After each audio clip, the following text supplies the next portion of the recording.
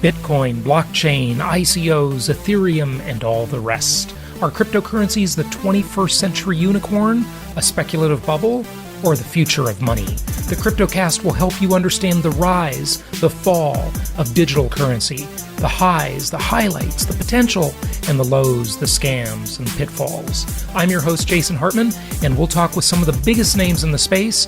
CryptoCast is your resource for all things crypto. Let's go. Thank you so much for joining me today. This is your host, Jason Hartman, and I am happy to say our guest today will be someone I've been trying to get on the show for many, many years. We almost got him on the show several years ago. He is who I think might be one of the world's most legitimate politicians. Well, he's a former politician, still a doctor, and that, of course, is Dr. Ron Paul. He was a congressman for, 20-some-odd years, and he's just got a great history. He's got some great ideas. He is loved by both sides of the political aisle. In this day of very divisive world in which we live, Ron Paul is thought of very highly by both liberals and conservatives, but especially by libertarians, which, in my opinion, is the only legitimate choice for a political party, is to be a libertarian, because the best government is a small government. And then you get all of your socially liberal policies, and you get your fiscally conservative policies, essentially, with the libertarian camp. So it's the best of all worlds, the best of all worlds. So before we get to Ron Paul today, who also will be speaking at our upcoming Meet the Masters of Income Property event, I am so happy to have him as a speaker, and we've got an all-star lineup of other speakers. I'm going to make some formal speaker announcements, give you a little biography on some of the speakers in the future here on future episodes, but we also just booked two more. I believe I mentioned Ken McElroy, the Rich Dad Advisor author. He will be joining us. Ken McElroy has got a wealth of experience in property acquisition, development, and property management. And then also, I did not mention to you yet that my old friend Jeff Myers, the real estate market researcher, Jeff Myers of Myers Research, will be speaking as well. So think about it. We've got the two leading real estate market researchers in the entire country speaking at our event: John Burns Real Estate Consulting, and Jeff Myers, who used to employ John Burns, is speaking as well with Myers Research. You're going to get some fabulous information, just a phenomenal outlook on what is going on with the economy, what is going on with the housing market. Of course, we've got several other speakers that I have mentioned before, but Jeff Myers is new on the roster, and Ken McElroy is fairly new on the roster as well. So before we get to Ron Paul, I want to talk to you about a couple things. Daren Blomquist has been on the show a couple of times. He's with ATTOM Data, also Realty Track affiliation, and he's been on the show several times, and he also spoke at last year's Meet the Masters of Income Property, and his housing report is really, really interesting this time especially. Of course, the article I was in recently on his housing report was even more interesting. Just kidding. But this one's really good because it examines the topic of bubble markets. Are we in a bubble? In many markets, housing prices have increased so dramatically. And of course, we divide the country, or the world, not just the country, into three types of markets: cyclical, linear, and hybrid markets. The cyclical markets are crazy. They're nuts. They're way beyond the point of fundamentals when it comes to real estate valuation. The hybrid markets, less so. The cyclical markets, I still think, are quite a bargain, and apparently all of you do too, because you are buying properties like they are going out of style. As the old saying goes, my mom used to tell me when I was a kid, Jason, you spend money like it's going out of style. Well, she thought I did that because my mom's more conservative than I am, but I don't know. I'm fairly conservative with my money lately. I guess, you get get a few years under your belt and you just realize that was a lot of hard work to earn all that money, and I don't want to have to do it again. So that's why we do a lot of consumer advocacy on the show, and we report to you on various scams and bad investments and so on and so forth. We will continue to do that. You've, of course, heard my shows about the folks in Kansas City, the guy in Hilton Head, South Carolina, but Atlanta, all over, I don't know, PIP, the tax lien company, and so forth. You just heard another interview. A third victim came forward, well, really a fourth victim on the show talking about that. When it comes to a bubble, there were a couple of interesting things in here in this article. One of them was the construction void as a risk factor. So they talked about these various risk factors, and I love the way Daren and his co-author outlined them in this article. And remember, I have, for the last 12 years, taught you about what I call the 3 dimensions of real estate, how things are non-correlating indicators when it comes to housing value. Now, what do I mean by value? I don't mean price. I mean value to you as the investor, because you might have these counter-cyclical things, right? Like the value of your house, the capital appreciation potential of your house, yet at the same time, you have the rental income, the yield produced on the income generated by your property. And these two things, many times during many cycles of the market, are very, very much non-correlating. And I always refer to the conversation with my friend Nancy back in circa 2004 at the car wash. I bump into her, and she works for Irvine Apartment Communities, one of the largest apartment owners in the country. And I said, "How's business, Nancy? How are things at IAC?" And she says, "We're not having a very good year." And I said, "Why is that?" And she says, "Well, Jason, everybody's buying a house from you. And so it has sucked renters out of the renter pool."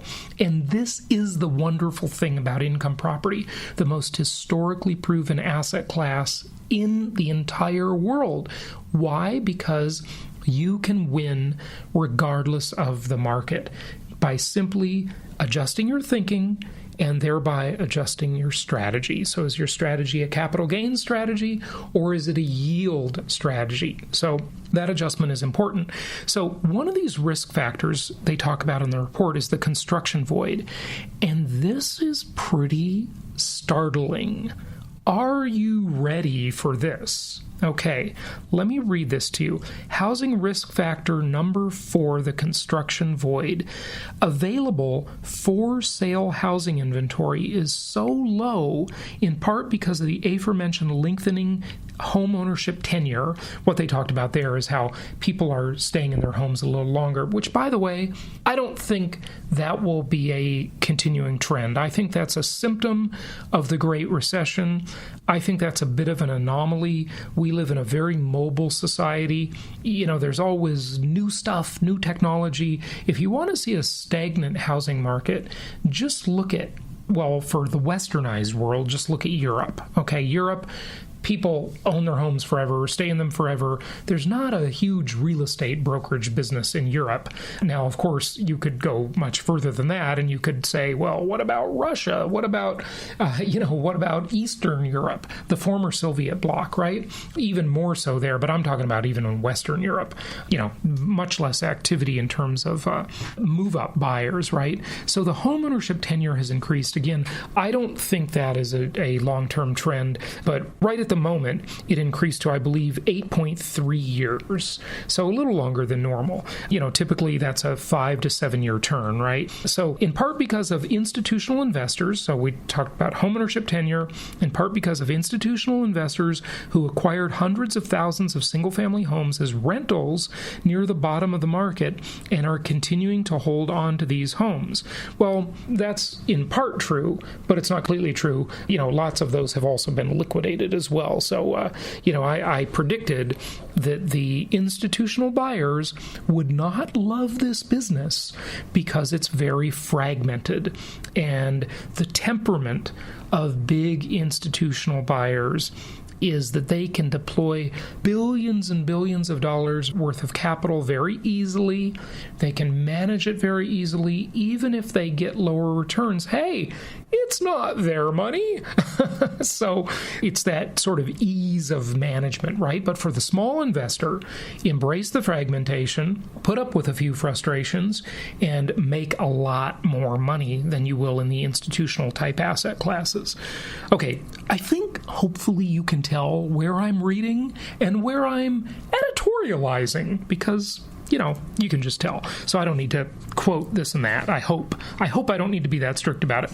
But if you want a copy of this report, just ask your investment counselor and they will give you a free copy of this report. If you attended Meet the Masters last year, then you got a free subscription to this report. Okay, so you, of course, can refer to it and you can see where I'm actually reading and where I'm just talking off the cuff. Okay, so moving on here. They're keeping the houses, blah, blah, blah. And in part because there isn't much new supply of homes in the pipeline. Now, this is the startling part. You ready? If anything were falling behind, now what he's talking about there is construction, falling behind in construction of new homes. HUD and the Census Bureau estimate that we're likely to market 610,000 new single-family homes this year based on June sales figures. That's about the same production rate as we saw in February of, are you ready for this? Are you sitting down, investors? Are you ready? That's about the same production rate of new housing stock as we saw in February of, drumroll, 1964. Whoa! Are you telling me that the new single-family home supply in February of 1964 was just about the same as it is today? In February of 1964, we had about 192 million people living in the United States. And today, you know how many we have? About 320 million. Oh my God! Is that a shortage or what? Oh! Yeah. Okay. Stop yelling, Jason. Calm down. Keep telling the people what they need to know. So here's what it says. The bubble danger with the supply shortage. By the way, can you tell I've had 2 cups of coffee this morning? Okay, yes, I have. One was a bulletproof coffee and one was a regular one. 2 cups already. And it's only 11 a.m. That's why I'm hyper. Okay. The bubble danger with a supply shortage, home prices can quickly rise, thus reducing the pool of qualified borrowers and cutting sales. Well, prices go up, fewer people qualify, you got to drive further, drive until you qualify to the outlying areas of any metro area, and cutting sales. But folks, and this is just me talking, as I've told you before, what this ultimately means, and this is what it means with inflation, but also with asset inflation. Remember, there is a distinction, and I think I even alluded to this in my interview with Ron Paul, coming right up here in a moment, is that the asset inflation issue is not really counted in the consumer price index when it comes to inflation, right? So what happens is that people have to come to terms with accepting less. They just get less. Less housing, higher density, lower quality, smaller square footage, inferior locations, inferior school districts. You're just going to get less as you have asset price inflation and people are priced out. That's the reality of the world, okay? You just get less.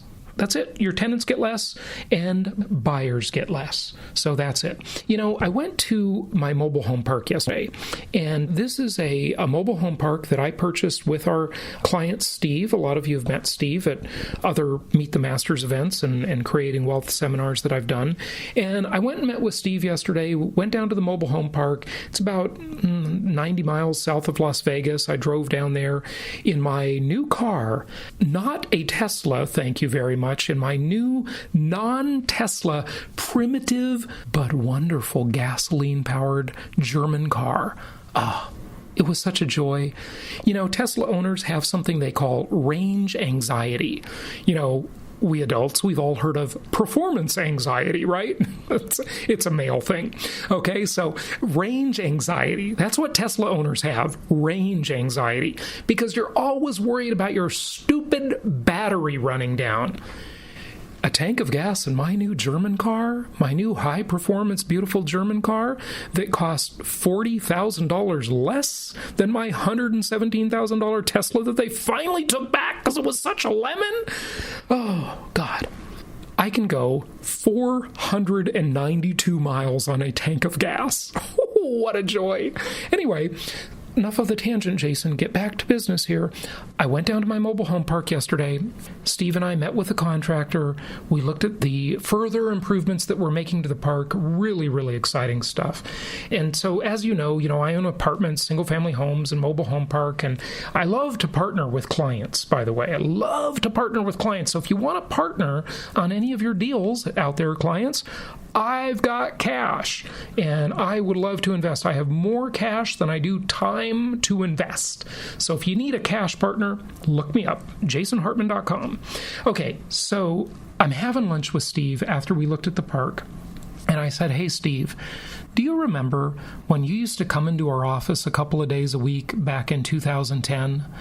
And remember how we were writing letters of intent, one after another on all these different properties, apartments, self-storage facilities, mobile home parks. We were really interested in the mobile home park thing. And we just had so much competition. The buyers were lining up to buy these assets.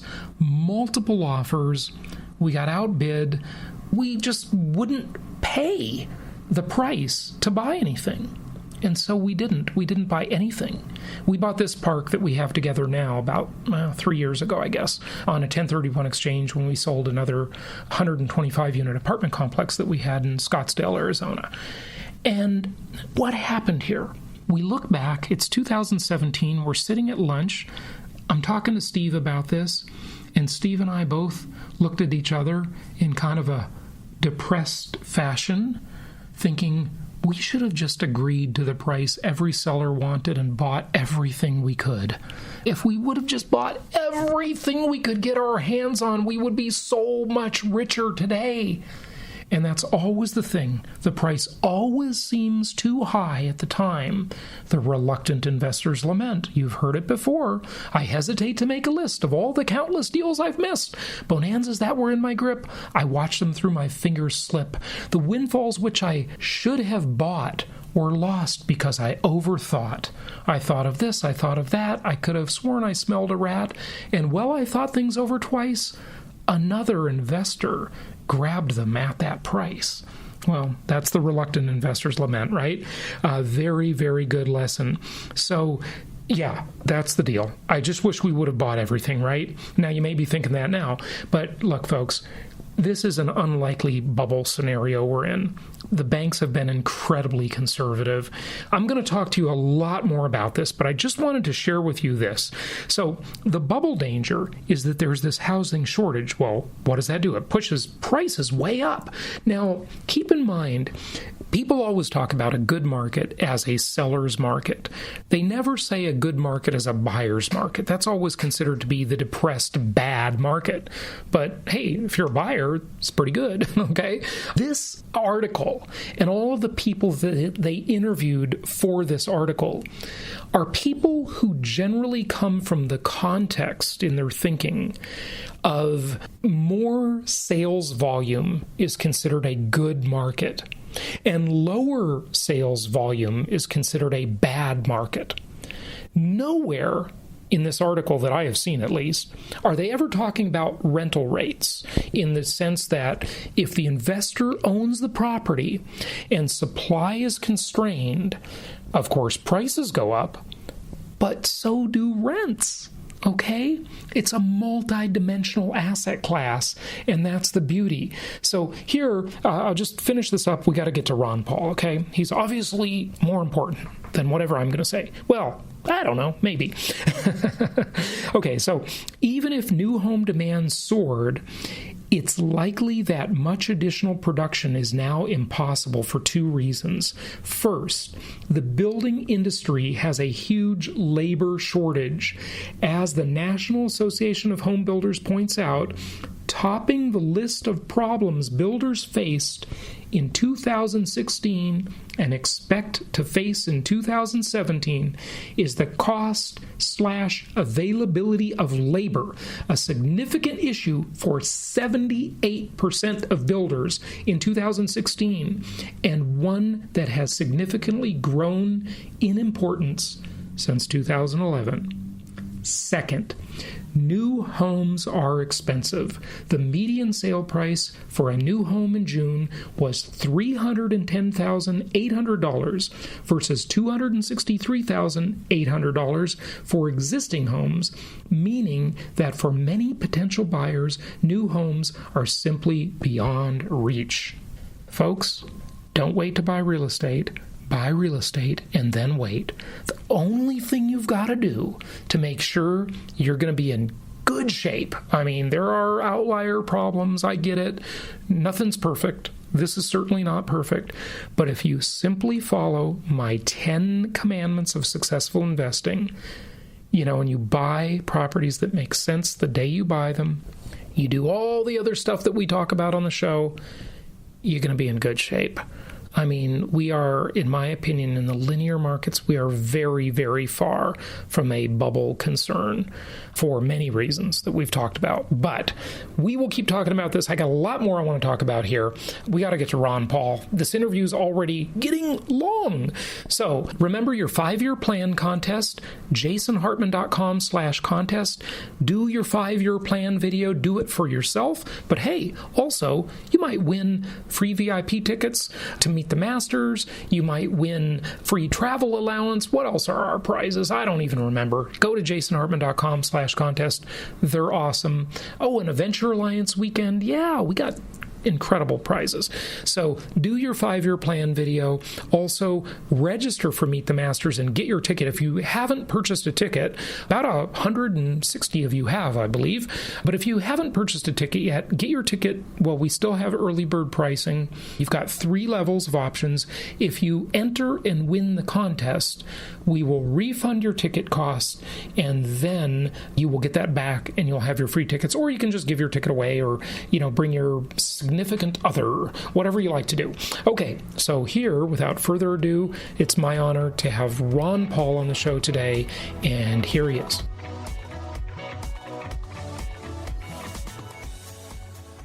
It's my pleasure to welcome Dr. Ron Paul to the show. Of course, you know his name. He's a former congressman for many years, and he's known as America's foremost advocate for liberty. He spent 23 years in Congress. He was an outspoken critic of the banking system and some of the monetary and fiscal policy that we have, and it's just a real pleasure to have him on the show today. I've been a fan of his work for many, many years, and I know a lot of you in our audience are as well. Ron, welcome. How are you? Well, I'm doing fine, Jason. It's very nice to be on your program today. It's good to have you on, and we're also looking forward to having you speak at our upcoming Meet the Masters of Income Property event in San Diego in January. So we can't wait to see you there. You've talked a lot about the true meaning of liberty over the years.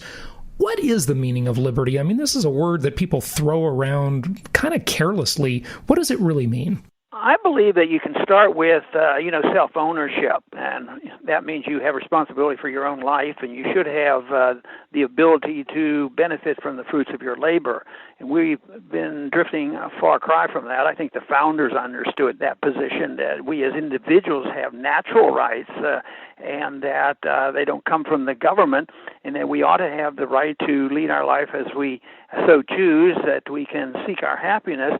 But they never put anything into the Constitution that said that the government will become automatic part owners in everything that you do.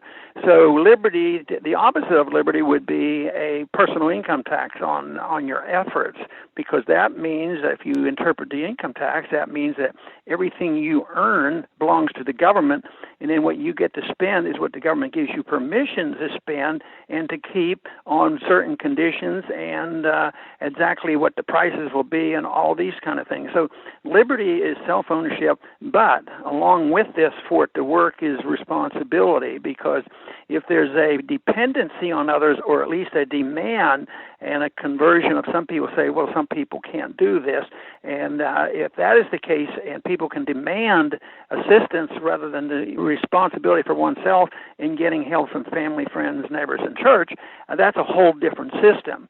And we had a nice introduction to the principles of liberty in the early years, but I think we have drifted away. I frequently say in my speeches that if you want to ask the proper question in anything you do politically, is what should the role of government be? And my answer to that is very simple. The role of government should be limited to the protection of our liberty, and the rest of the problems that we face and that we have to take care of depends on the individual and how that individual interacts with his friends and neighbors and family.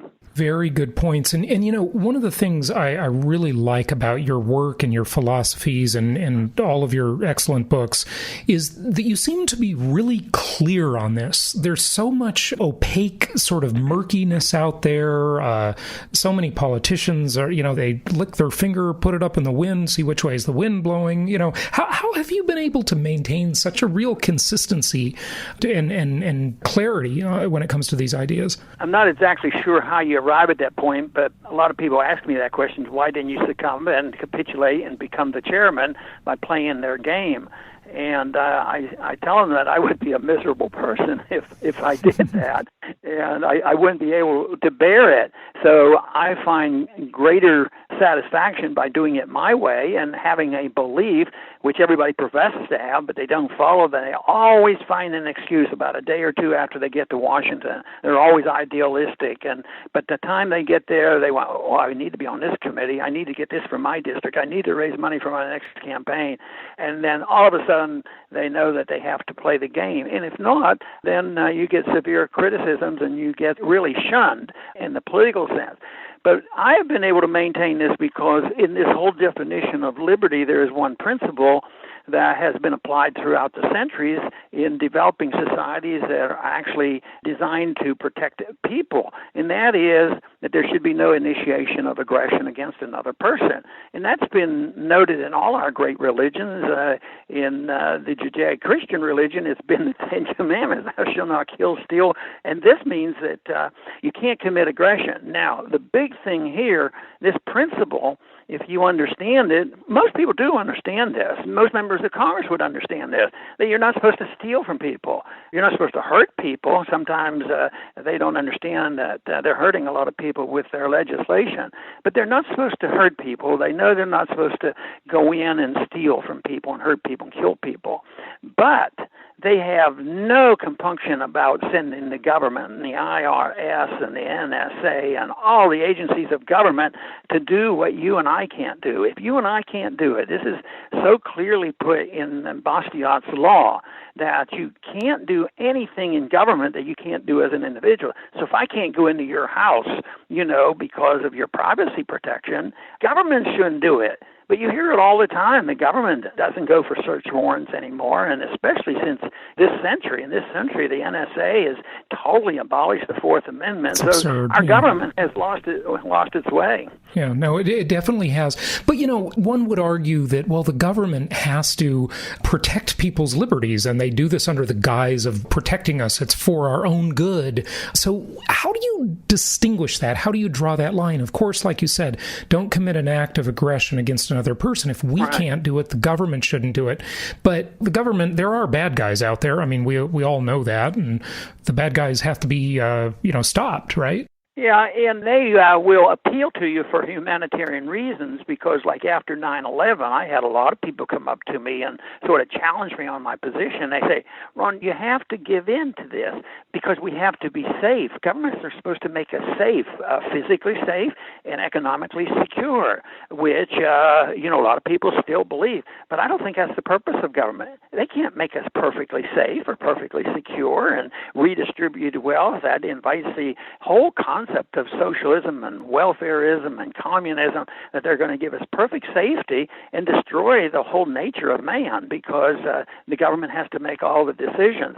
So once an individual or a society caves in and say, the government needs to make me safe, and believe me, I can understand it, I can sympathize with it after 9/11. That was certainly a disaster, but just think, we were spending over $40 billion before 9/11 to make us safe and secure. It was a total failure of government. So government can't do it. All they can do is undermine our liberties and make things much worse. So I think the practical argument has to be stated, the moral argument has to be stated, and then we have to refute those people so that only the government can make us safe. I don't believe that is the case. I think when governments tend to do that, they make us unsafe and very poor, and we get involved in wars trying to make us safe and secure. Well, and then there's the whole issue of blowback of, why it happened in the first place, why 9/11 or any of these acts happened in the first place. I kind of wonder, in the Ron Paul thinking, how much of it is blowback? I mean, you can't really argue that 100% of these acts are a blowback problem. Certainly that's a huge part of it, I'm sure, but and nobody can really know, but there'd probably be some terrorism even if we weren't interfering in everybody else's business, right? Or no? I think it is a combination. It isn't all or nothing. But the radicals are out there. I think there's radicalism in all religions. And if it's initiated, they can become very, very violent, and that is a big problem. But when you have an excuse, such as us portraying violence on people, invading their countries and bombing their countries and committing coups and getting so involved in hurting people, and many people suffering from our foreign policy, this just feeds into those who want to radicalize, and I think they do not. The radicals in all the religions, I don't believe for a minute they really represent those religions. And some people in this country, especially right now, if you believe in Islam, that it's automatic that you are a very violent person. And see, I don't buy into that, but I do buy into the fact that there's a lot of radicals that have been incited and they get their support from our foreign policy. So the stimulus for it may well be blowback, but you have to have somebody out there looking for a fight anyway, and I think that's what happens. Yeah, no question. One of the things you talk about that I absolutely love, and I'm sure almost all of our listeners love the idea of this, and that is the Liberty Amendment. The Liberty Amendment, which is ending the income tax. But Ron, how would the government survive? The government needs money to at least do the few things enumerated in our chartering documents, promote the general welfare, that's been blown way out of proportion, provide the common defense, that's been blown way out of proportion. All of this stuff is so far from original intent, obviously, but the government still needs some money to run. Where would it get it if we didn't have an income tax? Would it strictly be by inflating the money? That's another form of tax. Sure. It's like we have double taxation. I think the first question is do we have any examples of a country doing well without an income tax? And I will say, we did pretty well. From the time our country was started up until 1913, we didn't have an income tax. Of course, they tried it in the Civil War, and it was very small in 1913 on, but the principle was established, and that was very bad. No, it goes back to what the role of government ought to be. If you have a government that is following a proper role, and the people are satisfied with, and they understand that liberty is what they want, and they want a chance to take care of themselves, then you don't have to have an income tax. I mean, since it's such a terrible tax, let's say you do. If you're not a total anarchist and you don't want to, you have to have a government, and I believe in national defense, you can get the needed funds, even if you wanted to endorse the principle of user fees. We have that in our highway system. But the problem is, the highway tax could probably take care of our highways. But the money goes into a kitty in Washington, and they use it for everything else. And then to get your money back for your district that your state sent up there, you have to play the political game. Right. But a user tax is pretty good. A tax for the military, I think it could be done with a very, very small import tax, or a very, very small tax on sales. But the problem is it always gets out of control. So even if you didn't have the income tax and you say, well, let's have a small tariff to pay for the bills, well, all of a sudden there's protectionism that comes in, and they're spending all money and they need the money, and look at them hurrying around today to try to find more money. And they don't talk a bit about the role of government. Nobody is talking seriously about, in these weeks that this tax bill has been going on, they're not going to get the reduction of government. They should be talking about what is a tax.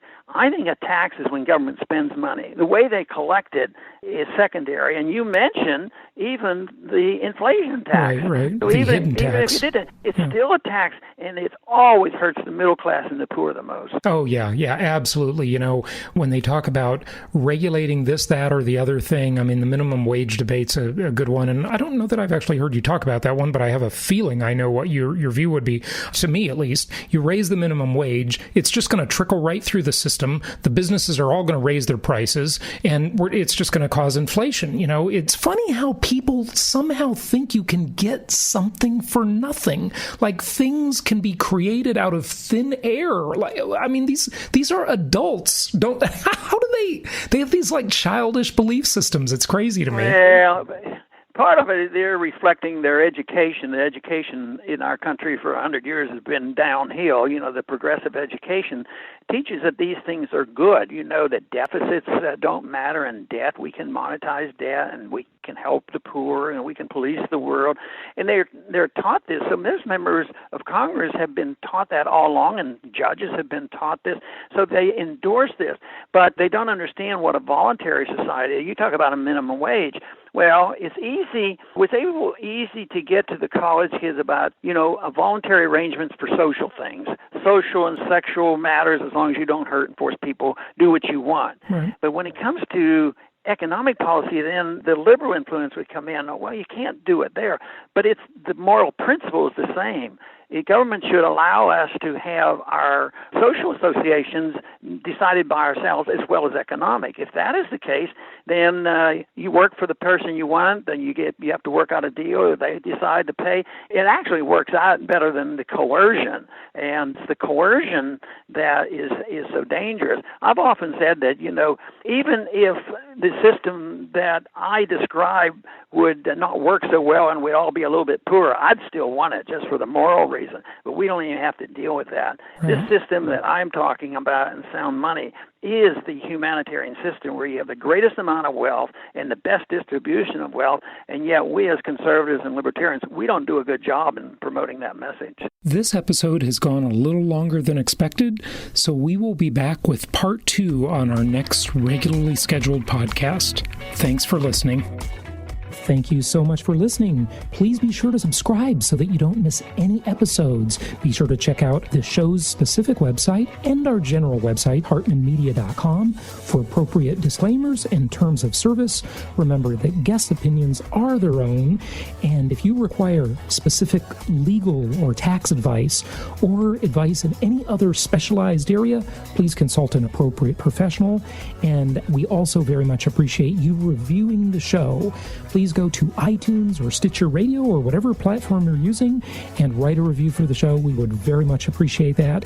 And be sure to make it official and subscribe so you do not miss any episodes. We look forward to seeing you on the next episode.